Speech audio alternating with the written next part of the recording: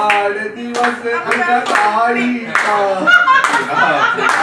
दिवस या वाढदिवस आमच्या कोंबडीचा तू अशी हसत खेळता हीच आमच्या मनाची इच्छा वाढदिवसाच्या शुभेच्छा कोंबडे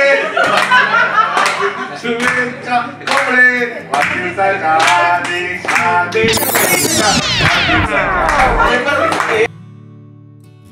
तर नमस्कार मंडळी, स्वागत आहे आपलं पुरंदर कन्या या आपल्या मराठी यूट्यूब चॅनलमध्ये. चला तर मग आजच्या व्हिडिओला सुरुवात करूया. लास्ट व्हिडिओमध्ये आपण पाहिलंच की मी पुणे मुंबई प्रवास कसा केला ते, परंतु त्यामध्ये मुंबईला येण्याचं खरं कारण सांगितलेलं नाही.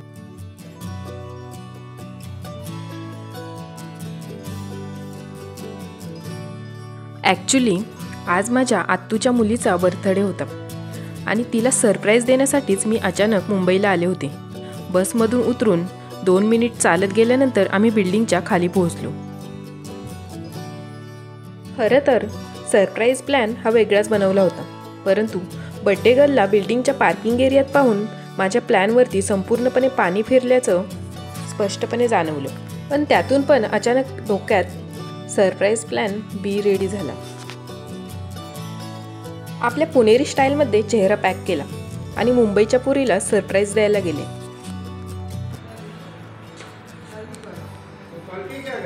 बोल हॅपी बर्थडे. थँक्यू. ओळखलं नाही. Surprise. Oh my gosh. As a short मुवमेंटवरती केलेला प्लॅन पण सक्सेसफुल झालाच. नंतरचा व्हिडिओ काय यात शूट झाला नाही, पण मॅडम एवढ्या खुश झाल्या की सांगायलाच नको. आता वेळ होती आत्यांना सरप्राईज द्यायची. त्यासुद्धा खूप खुश झाल्या, कारण आत्तापर्यंत मी गेले होते ते प्रत्येक वेळी महिनाभर आधीच माहीत असायचं. बट यावेळी आयुष्यात पहिलीच वेळ असेल असं न सांगता येणं.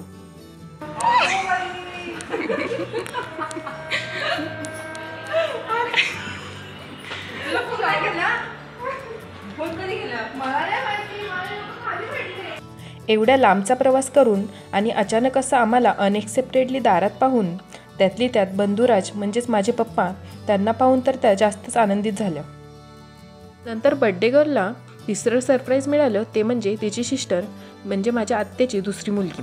ती देखील न सांगता अचानक सरप्राईज देण्यासाठी हडपसरवरून आली होती. आमच्या आणि तिच्या येण्यामध्ये फक्त 5 मिनिटाचं अंतर होतं. आणि कोइन्सिडन्स असा की आम्ही दोघीही पुण्यावरून मुंबईला आलो होतो, परंतु आम्हाला दोघींनाही माहीत नव्हतं की आम्ही सोबतच प्रवास करतोय, पण फक्त वेगवेगळ्या बसने. हे पण एक सरप्राईजच होतं.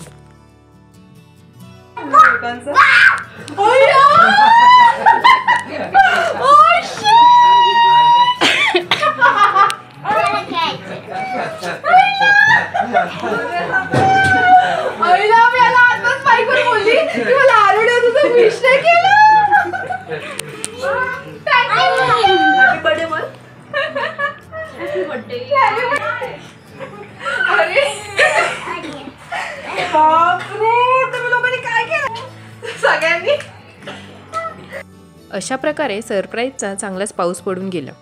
सगळेच खूप खुश होते.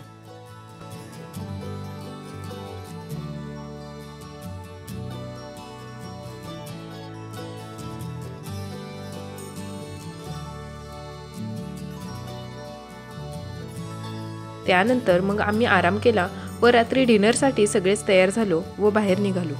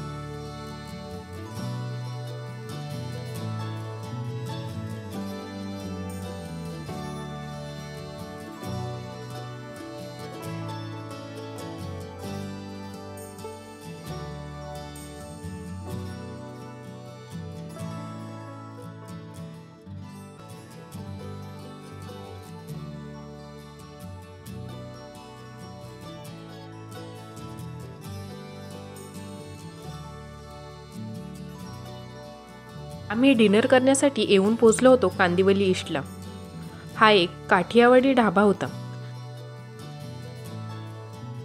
गेल्या गेल्या वेलकम ड्रिंक आलं.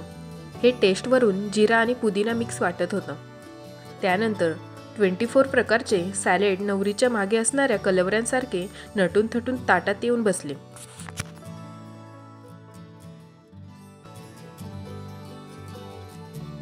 वेलकम ड्रिंकसोबतच 9 टाईप व्हरायटी ऑफ पिकल्स म्हणजेच 9 प्रकारची लोणची आणि 2 प्रकारच्या लसणाच्या चटण्या या पाहुणचारासाठी सज्ज झाल्या.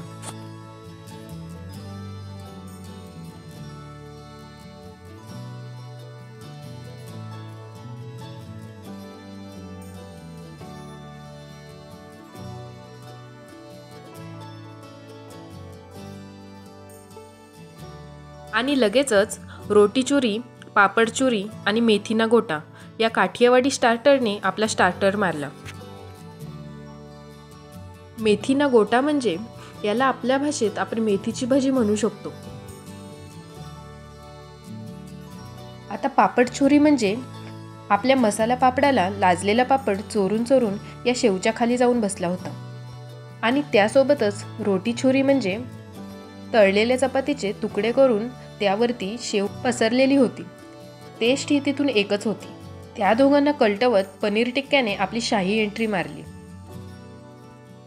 आणि नंतर ऑथेंटिक गुजराती मेन कोर्सने फोर्स करत करत ताटात उडी घेतली. त्यामध्ये तारक मेहताच्या उलटा चष्मामध्ये ऐकून ऐकून फेमस झालेला हा उंदियो, बैंगन का भरता आणि बाजरानू रोटला.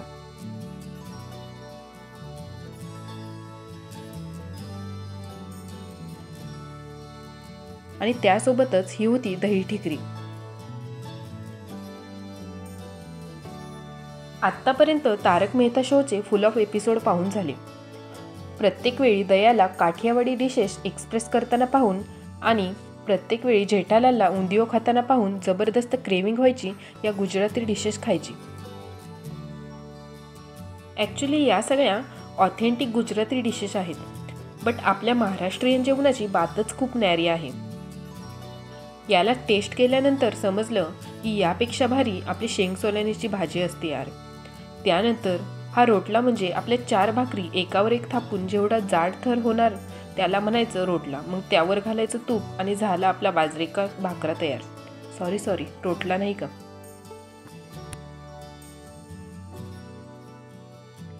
आणि दॅट्स कॉल इज अ बैंगन का भरता. हे आहे दही ठिकरी म्हणजे दह्याला मिरचीची आणि कांद्याची फोडणी द्यायची. अशा प्रकारे गुजराती ऑथेंटिक डिशेस ट्राय करून झाल्या. असो, कोणत्याही अन्नाला नावे ठेवण्याचा यामागचा बिलकुल उद्देश नाही. कारण आयुष्यात एकदा तरी गुजराती उंदियो आणि रोटला खायचाच होता. ते भाग्य लाभलं आणि बकेट लिस्टमधील एक गोष्ट तरी इरेज झाली. त्यासोबतच आम्ही ऑर्डर केलं होतं बटर मिल्क. डिनर तर एकदम फर्स्ट क्लास झाला, बट असली ट्विस्ट तो अभी बाकी था. निघायच्या टायमिंगला बिलाचा कागद उडत उडत टेबलावरती आला आणि त्याच्यावरची लिखावट पाहून आश्चर्याचा धक्काच बसला.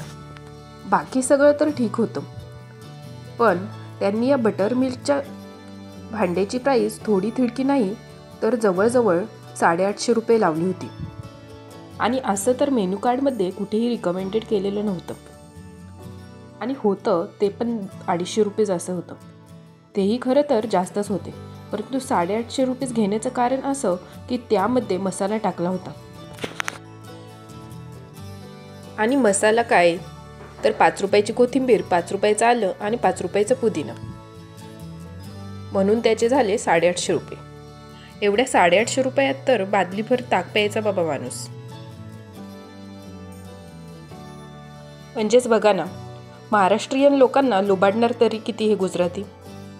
सगळेच असे नसतात म्हणा, पण जे असतात त्यांच्यामुळे सगळ्यांचंच नाव खराब होतं नाही का. ते काही का असं ना, पण अमृतापेक्षा गोड बटर मिल्क तुझे बाबा असे म्हणत आमच्या बर्थडे गर्लने बिल पे केलं व खुश होऊन बाहेर पळाली. मग येताना वाटेत मस्त अमूलची आईस्क्रीम खाल्ली. व आम्ही घरी पोहोचलो.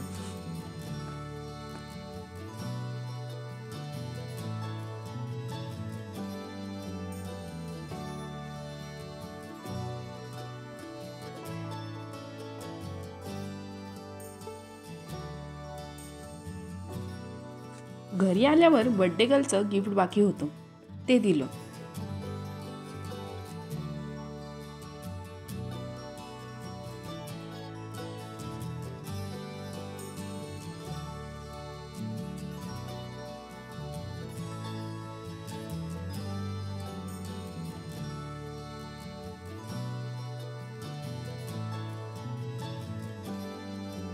त्यानंतर त्यांचे काही फ्रेंड्स आले होते. त्यांनी केक आणलेला होता, तो कट केला, तो याच मराठमोळ्या गाण्यासोबत.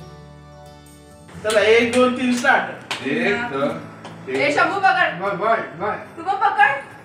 त्याचे पुन्हा पुन्हा हा दिवस यावा, वाढदिवस आमच्या ताईचा. पुन्हा हा दिवस यावा, वाढदिवस आमच्या कोंबडीचा. तू अशी हसत खेळता, हीच आमच्या मनाची इच्छा. वाढदिवसाच्या हार्दिक शुभेच्छा कोंबडे, शुभेच्छा कोंबडे. वाढदिवसाच्या हार्दिक हार्दिक शुभेच्छा. वाढदिवसाच्या हार्दिक. आणि अशा प्रकारे आमच्या बड्डेची कहाणी 60 उत्तरे सुपर संपूर्ण झाली. तर मंडळी, कसा वाटला मग हा व्हिडिओ? आवडल्यास लाईक, शेअर आणि सबस्क्राईब करायला विसरू नका. रामकृष्ण हरी मंडळी, पुन्हा भेटूया अशाच एका नव्या व्हिडिओमध्ये.